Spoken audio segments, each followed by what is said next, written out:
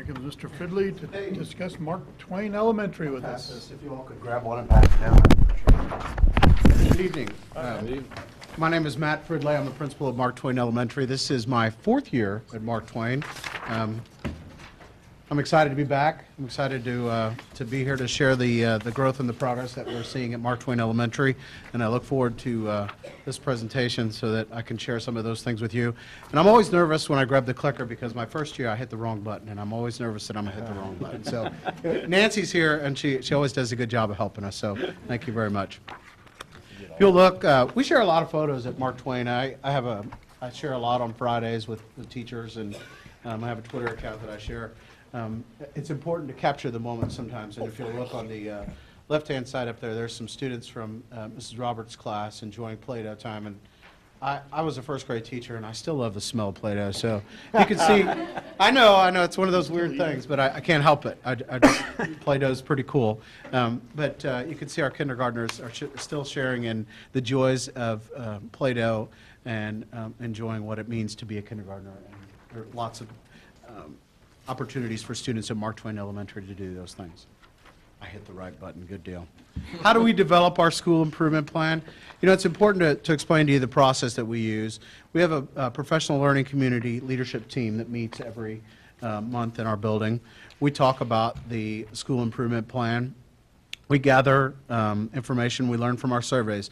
I present several surveys. I presented one last spring to families. We did it using 2 formats. We sent it out paper copy, and we also used a Google Docs or a Google survey that the parents could fill out. And I was amazed at the number of responses that we received both online and on paper. And many of the comments I shared in our Friday bulletins with teachers because it's important to hear that feedback. We use the information we gather from the feedback from parents and also focus on the needs of our students to continue to work with our school improvement plan. So that's how our school improvement plan is developed and maintained and furthered and moved forward. If you come to Mark Twain and you are part of our team, you'll understand that there are a total of 4 teams that work within our building to develop the strategies to meet the needs of our students. Our students are number 1 at Mark Twain. No matter what, every decision we make, I've said this since day one, is based on what's best for students. We have our 4 teams. This year, our primary focus is on our response to intervention team. It's up in the upper left-hand corner. They develop the interventions and enrichments to help advance learning opportunities for students. I actually brought Ms. Brookshire, a 4th grade teacher, with me today. And at the end of my presentation, she is going to talk to you a little bit about what we're doing with response to intervention to try to meet some of our students. This is the primary focus of our school improvement plan this year, is to try to build ways to reach some of the students we're not reaching. So to directly answer your question, what are we doing to meet some of the subgroups, you'll see some of the things we're doing at Mark Twain to address academic deficiencies and also to enrich some of those students that maybe have met their goals and need a place to go and do something outside of the box. My 2nd year as principal at Mark Twain Elementary, primary focus was the student assistance team. If you come to one of our meetings, we had one this evening, it's a well-oiled machine. We figure out ways to help students, whether it is to provide a tutor for them or to, if we finally provided enough interventions that we decide that this student needs to be tested to see if he or she has a learning disability. That's what our student assistance team does. That team is a well-oiled machine, as I've said before, and they needed interventions to say that we've done everything we can possibly do. So kind of backwards how we did this, and it's working really well. We also have positive behavior supports, our PBS team working Mark Twain Elementary. We utilize PBS in our building. There's continuity in every classroom. Teachers understand what it means, and students do as well, and our behaviors of our students reflect in that. And then you'll see down in the bottom right-hand corner our PLC, our Professional Learning Community Leadership Team. This team, I am the facilitator for this team. We meet monthly. We talk about long-term plans in addition to current issues because things pop up throughout the year that we can address quickly. We're always on the sideline looking at our district and our building school improvement plans, and that's why I put that off to the side. Our first school improvement plan building goal is Mark Twain Elementary will focus on improving student performance in math and English language arts. We invest a lot of time in our meetings as grade levels and also as a building, sharing data with one another. This year we implemented a school-wide response to intervention model, and I'll talk a little bit more about that later, and actually Ms. Brookshire will talk about it as well. But there is a 25-minute block where every single adult in the building is working with students. Kids are divided up into groups based on an assessment they're given. If a child needs help, they go to a smaller group. If they don't need help with that specific topic, they may go somewhere and receive enrichment or just some extra practice in another area of something that will be coming up. So we provide targeted interventions for students to meet their needs in both math and English language arts. Mark Twain will improve citizenship skills with an emphasis on promoting positive behavior. You'll see there a picture of one of our PTO meetings. If you haven't been to a Mark Twain PTO meeting, it's a great place. We have a huge PTO contingency. You're welcome to come to our November 6th. I'm doing a little plug here for our PTO. November 6th, we've changed our carnival. It goes from 5:30 to 7. Our PTO is very supportive of our students, and this ties into character education because parents invest in their students. When you walk in the doors and you realize how many parents are invested in their students and in our school are engaged in the things that we're doing, you'll see that we have parents that care about what their students are doing in their school. Our positive behavior supports will continue to drive our focus on creating a positive climate. We still talk about attendance. If you look at our website or you look at my Twitter page, you'll see that we just had an assembly. We celebrate perfect attendance, and we celebrate attendance that meets the guidelines, which is our building will have a 92% overall rate for all 90%. I got that wrong. Our goal for the building would be to have a 92% of all students will have a 90% attendance rate for the year. So we celebrate that at our monthly PBS assemblies, and it's great to see students stand up in front of one another and say, hey, I was here every single day. It's good to see. And feel free to come to the carnival. Glad to have you back. What day was that again? It's November the 6th. It's a Friday, and it's from 5:30 to 7. I'll say that again at the end just to make sure you get it, if you're getting your calendar out right now. Mark Twain Elementary will enhance technology through the will enhance instruction through the use of technology in the classroom. I attend much of the training or some of the training that our teachers are involved in. It's always great for me to see what teachers are doing, to be involved. I'm actually signed up as a student in several of the Google Classrooms. I get a lot of the emails and get to participate. It was fun one day. I was in a classroom, in a fourth grade classroom, and the students were participating in an assignment. And a young man was typing on his page, and I clicked on it, and I was actually typing on the page with him, and he looked around the room and couldn't figure out what had happened. And I had to go over and explain to him that I'd clicked on his assignment and I was correcting a word that he had typed there. And after he figured it out, he thought it was pretty neat that the principal understood how to use the same thing that he does. So our professional development plans all include a technology goal, and our teachers are actively engaged in technology. If you walk up and down the halls, you'll see technology integrated in every grade level in Mark Twain Elementary. Mark Twain Elementary will identify and provide interventions for at-risk students. This, you'll see an area I've marked in red on the slide up there. This has been our primary objective this year, is to bolster our response to intervention program. We want to figure out ways to reach kids that haven't been reached before. You'll see down at the bottom a picture of a young man. There's a fourth grader helping a kindergartner. We use a lot of peer tutors in our building. Sometimes the best teachers in your building haven't been to college yet. Sometimes they're still sitting in a chair, and sometimes they can figure out how a kindergartner might learn something in a different way than maybe we might teach it. So if a student is prepared and they understand the objectives, why not let them work with a grade level below them and spend some time working with one another. Our response to intervention model, we collect the data, we look at the data, and we make determinations based on what our students are showing us. So we're targeting instruction to reach the needs of our students.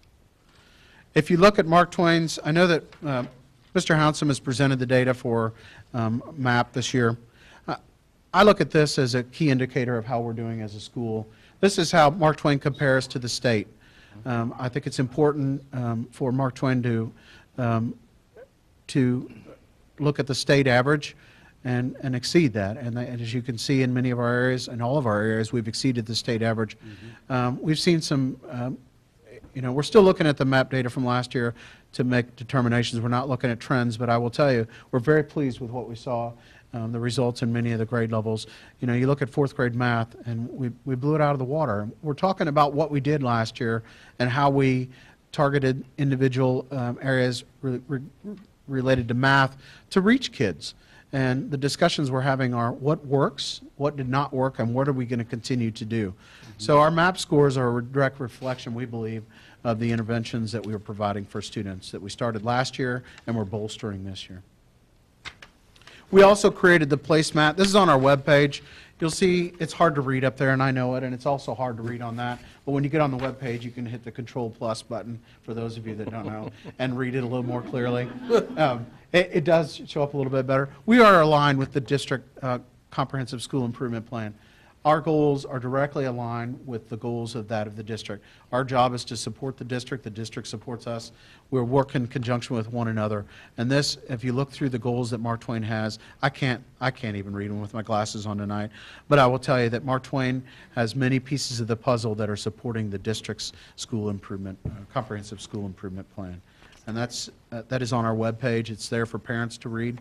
And we go over it, we hand it out in our PTO meeting so that parents can understand what are we doing for students at Mark Twain Elementary to try to reach our students. I brought with me tonight one of our fourth grade teachers, Miss Brookshire. She's going to be here this evening to talk a little bit about response to intervention because it is our primary goal this year, one of our goals. So I'll let her take over. I might mess this up also, so I've never used it. This is my third year at Mark Twain, and I've been on the RTI committee ever since I started. So I'm pretty passionate about it and what we're doing at Mark Twain, and we've invested a lot of time into it, especially this year. As Mr. Ridley said, we're doing a school-wide initiative this year, and I think that we're having great results from that. So I'll show you a little bit. This is from my actual homeroom class. And on the back of your packet, Mr. Ridley gave an example of... Well, I'm taking the test. Is that, yes, yeah, it's the pre-test that we gave our fourth graders. So instead of asking all of these kids who are taking this, you have to get 100%, we want to see growth based upon their ability. We know that not every student is going to make an A. They're not going to make a B. In reality, there's some 6-digit addition and subtraction problems. Some kids in fourth grade don't know their basic 4 plus 4 facts. As sad as that might sound, that's how it is. So after this test, this was the pre-test results. You can see I had some students that scored a 100% and some had 0 and everywhere in between. So what we do based upon that, we group them based on their ability. And the students that have already mastered that skill are the ones who are receiving the enrichment. And from what I can tell, the students that are going to enrichment are the students who are getting the extra support at home and they're using the extra resources at home. So instead of double dosing them and triple dosing them, kind of move them out, give them enrichment that they don't necessarily always get, and work with those kids who aren't receiving that support at home in a small group setting with more intensive instruction. So on the next page here, we spend about 2 to 3 weeks on each skill that we choose, and every grade level picks either an English language arts skill or a math skill based on what they know is coming up. I know 3rd and 4th grade, we kind of hit things we know are going to be on the state assessments. The first one we did here was the addition and subtraction. Every student that didn't go to enrichment made growth. So that's awesome for us to see. Even Fantastic. Kids who made 0 went to almost a full 100%. So if we had our full classroom in there, we would not be able to work so intensively with those students. And then I pulled some data from the different grade levels here, as you can see, and this was the total percentages of all the students who made growth. So kindergarten had a 90% growth rate, 1st grade 95% of their students showed growth, 2nd grade 92%, 3rd grade 93%, 4th grade 97%. So then what do we do with those students who aren't making growth or showing any progress? Those are the students that are on their radar. Are we providing them with all the services that we need? What else can we do for these kids who we're not getting to? And that's what RTI is doing for Mark Twain. Any questions for me? Cool. It's fantastic. Yeah. So who's going to grade my test when I'm done? We'll grade it after we're finished here. Take it next 2 weeks from now and see if I've had any growth. That's right. That's right. So 90%, help me, there's 300 kids in kindergarten, so you've got 100 kids in kindergarten, so 90%, 10%, you got 10 kids that are really struggling. Just to put it, just They to bring didn't it show down. growth. That doesn't mean that. Yeah, it doesn't mean they're not Some of struggling. them already were at 100%. Right. Yeah. Okay, yeah, that's true too, yeah. Okay. So it's really focusing down on that handful of kids. Correct. And when you're in a classroom, oftentimes if you're a student who struggles in a specific curriculum area, if you're in a group that's maybe 4 kids, especially if you're a 4th grader, it can be difficult when you're in a group of 23 or 21 to speak up and say, hey, I don't get this. Yeah. But sometimes if you're in your comfort level group with kids who are in similar ability level, you're more willing to say, I don't get this. And, Yeah, and teachers You have think the you know how to do opportunity this, to and I don't get it address either, it. yeah. Yeah, exactly. Exactly. So were the percentages, that looked like the percentage of the kids that needed some intervention was maybe around half in that example? I would, before, Before? yes, I had exactly half that needed interventions, and all 10 of them showed growth after we did our. But is that normal across the, or is that the exception? Well, it when you go depends across on- a different? It depends on the objective. There are many, Objective. there are sometimes when you present an objective to a grade level, they get it, When I look at, for example, 4th grade, we're looking at students right now that don't know their basic multiplication facts. Our goal is to get them, you can't divide unless you know how to multiply, unless you do a lot of subtracting. So we're doing a lot of the interventions based on the needs of what students have identified through the assessments we've given. What does the intervention look like? Is it just you with that small group, or Well, is it? we're doing it school-wide, so we're utilizing all of our staff, our paraprofessionals, our specialist teachers. So we send them, what do we find is our biggest groups, oh, sorry. Our biggest groups, 20 kids from 4th grade are going to enrichment, so there's 2 groups of 20. So that leaves us with the small groups. I think I've had 10 or less every time. So that's me working more of like the one-on-one approach with these 10 kids instead of having 25 kids in my classroom trying to reach all of them. I can try and work one-on-one with them. So, and then we try and keep our lowest group the smallest amount of kids. So around 5 to 6 kids and kind of increase size. So that 50% of those kids didn't all go into the same group. Some went into this group and some went into. Yeah, we divide them up amongst Depending the on- 4th grade teachers or whoever our additional support is. And I think that's what every grade level does as well. Thank you. Very good, I like it, I like it.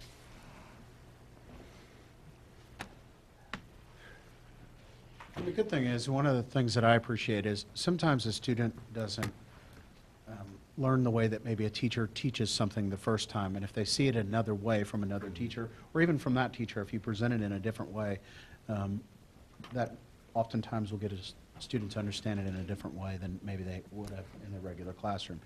So kids are working with other individuals other than just their homeroom teacher, which is a good thing. Yep, yep. Any other questions? Okay.